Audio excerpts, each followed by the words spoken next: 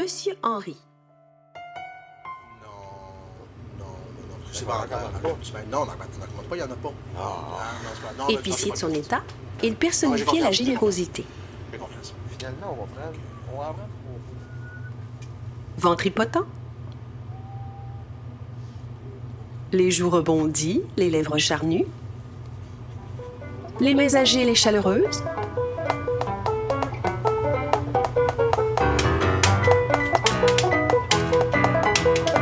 C'était de toute évidence un bon vivant à la jovialité communicative. Bonjour, Mme Bertrand.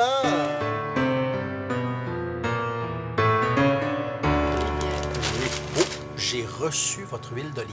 Oh, Monsieur Henry, vous me sauvez la vie, vraiment. Merci.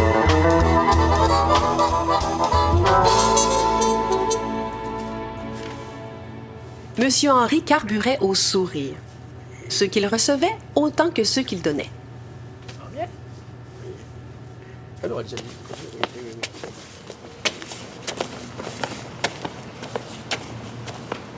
Au petit Bernard, qui faisait à l'occasion des courses pour lui, il disait « Hé, Bernard! François m'a dit que vous alliez construire une boîte à savon. Je vous ai réservé quelques belles planches dans l'arrière-boutique, ça devrait faire votre bonheur. » Ah, ta boy! Merci, Monsieur Henry.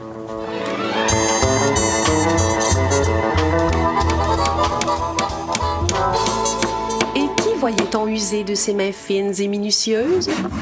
Maniant marteau et aiguine pendant ses temps libres pour aider François et Bernard à réaliser leurs rêves, Monsieur Henry. Il était toujours prêt à encourager les causes les plus diverses, pour autant qu'il les trouvait valables. Mais quelquefois, dans la solitude de sa demeure, Monsieur Henry méditait un peu trop profondément sur son célibat. Et ses yeux s'embuaient.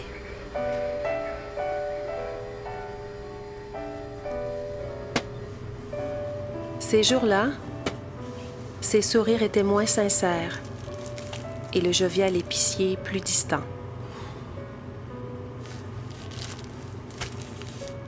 Quelquefois, il prenait congé et se faisait remplacer par M. Jenkins.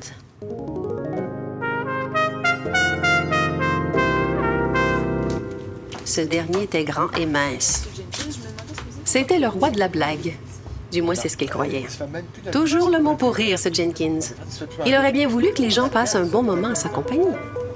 Qu'ils le trouvent aussi sympathique que ce Monsieur Henry.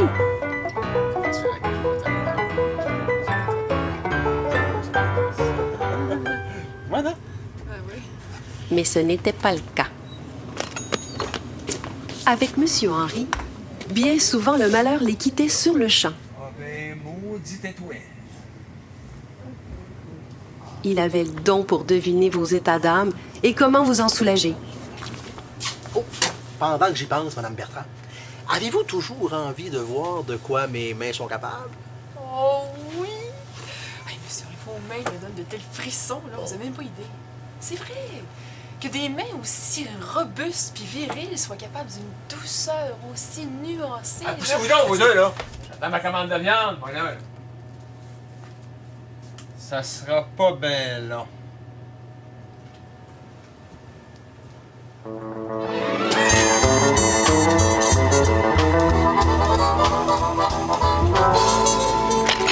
Une personne se méfiait de Monsieur Henry, le croyant comme elle-même d'une hypocrisie consommée.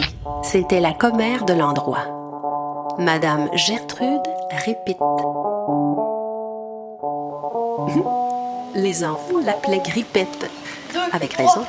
Vieille fille frustrée, elle détestait cordialement ses enfants que la vie ne lui avait pas donnés. Mes petits verres! Chez vous, j'ai dit! Attendez pas que je descende! Mes petits verres viennent! Chez vous! Madame Répit surveillait depuis un bon moment les allées et venues de ce Monsieur Henry, qu'elle trouvait trop bon pour être honnête. Pour elle, la vertu était toujours suspecte. Elle avait fini par remarquer qu'il s'absentait toujours le mardi soir et qu'il rentrait ensuite quelques heures plus tard. Elle ignorait ce qui pouvait bien l'occuper ainsi à chaque semaine. Mais en véritable fouine dévorée par une curiosité malsaine, Grippette était bien décidée à découvrir la vérité. Un bon mardi soir, elle se décida à le suivre. On aperçoit Repeat, sort de l'édifice, descend l'escalier, tourne à sa droite. Henri, qui marche sur un trottoir, bifurque à gauche dans une ruelle et disparaît derrière les édifices. Henri avance dans la ruelle. Repeat avance rapidement sur la pointe des pieds jusqu'à cet endroit. On aperçoit maintenant Repeat qui avance discrètement dans la même direction. Henri débouche maintenant sur une autre rue et tourne à sa droite. Repeat continue de le suivre. Henri avance maintenant sur le trottoir.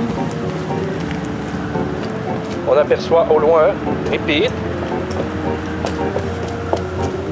Repeat qui s'arrête, souffle un peu, puis repart. Henri s'arrête maintenant au pied d'un petit escalier. Il craque ses doigts, regarde autour de lui. On aperçoit maintenant Madame Repeat qui tente de passer inaperçue. Henri s'élance, monte l'escalier, entre dans la maison! Il entre chez Madame Bertrand. Allez-y, monsieur Henri. Faites-moi savoir de toutes les couleurs. Impressionnez-moi. Attendez, je vous paye d'abord. De ces chaleureux services, ça mérite d'être payé sans délai. Bonté divine. C'était donc ça.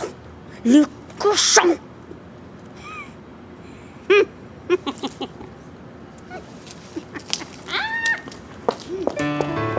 Monsieur Henri, vos mains sont miraculeuses.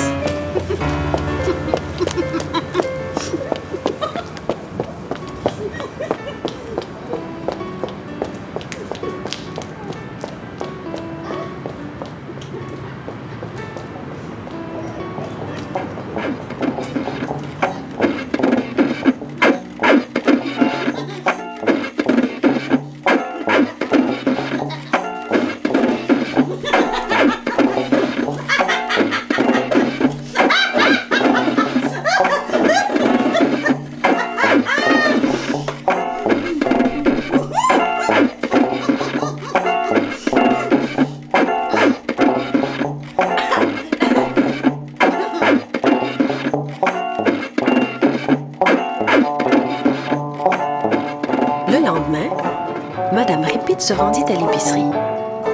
Maintenant qu'elle connaissait son secret, elle avait bien envie de tirer les vers du nez de ce bon monsieur Henri.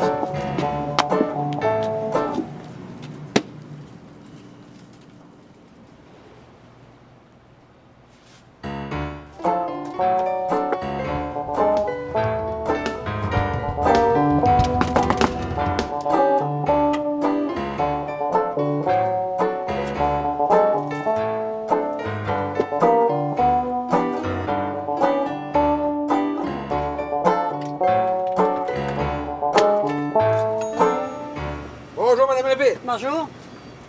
On est fermé aujourd'hui. Ah oui? Et pourquoi donc? Vous avez pas appris la nouvelle? Quelle nouvelle?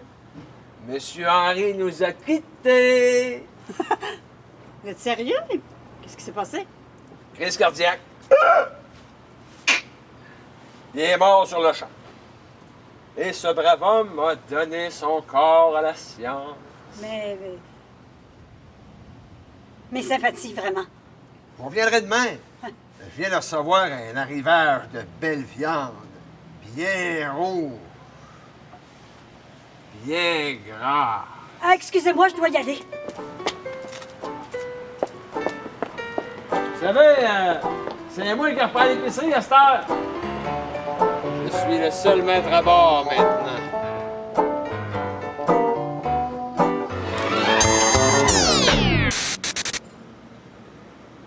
Maudite étoile.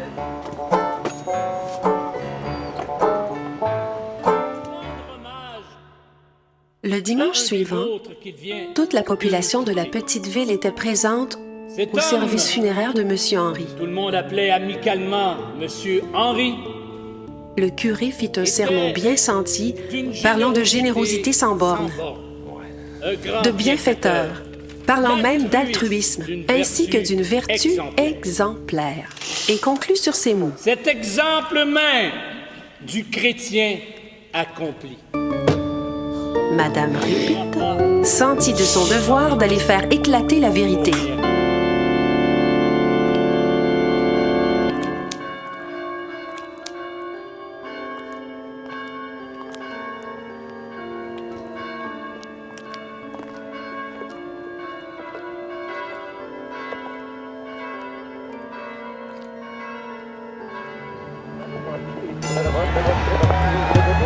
Tiens, Madame Ripide. C'est curieux comme vous n'avez pas l'air attristé par la mort de Monsieur Henry. Peut-on savoir pourquoi? Bien sûr. Monsieur Henry était un cochon. Mais pourquoi diable dites-vous ça? Savez-vous où est-ce qu'il se rendait tous les mardis soirs? Il ne me racontait pas tout, si vous voyez ce que je veux dire. Eh bien, si je vous disais qu'il aimait bien tâter de la jeune poulette. Si je vous disais qu'il allait tous les mardis que le bon Dieu fait chez la Bertrand et soulager ses instincts les plus pervers. Si je vous disais qu'il la payait. Madame Ripite, surveillez votre langage, je vous prie.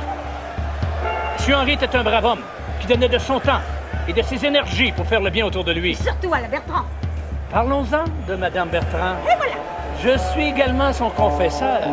Et sachez que ce sont des leçons de piano qu'elle donnait à Monsieur Henry à chaque mardi soir. Monsieur Henry avait des mains extraordinaires, c'était bien connu de tous. Et depuis quelque temps, il apprenait à jouer une musique d'une beauté divine. Le reste ne nous regarde pas. Vous savez, Monsieur Henry n'était pas qu'un simple épicier, comme Monsieur Jenkins. Non, Monsieur Henry était un marchand de rêves. Vous pouvez toujours apporter des propos disgracieux sur son compte, mais vous ne pourrez pas changer l'opinion que les gens d'ici ont de lui.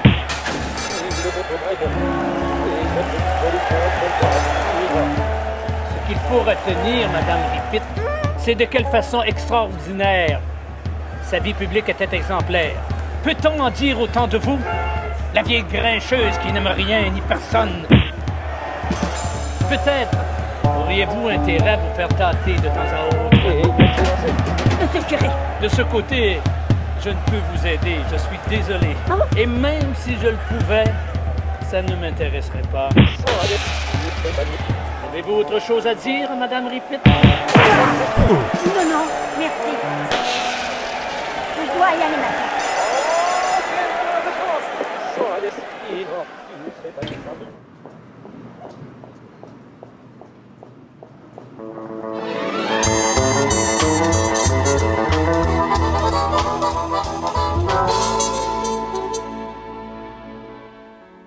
À bientôt, ma belle. Je te laisse l'argent sur la commode. À la semaine prochaine, mon gros lapin.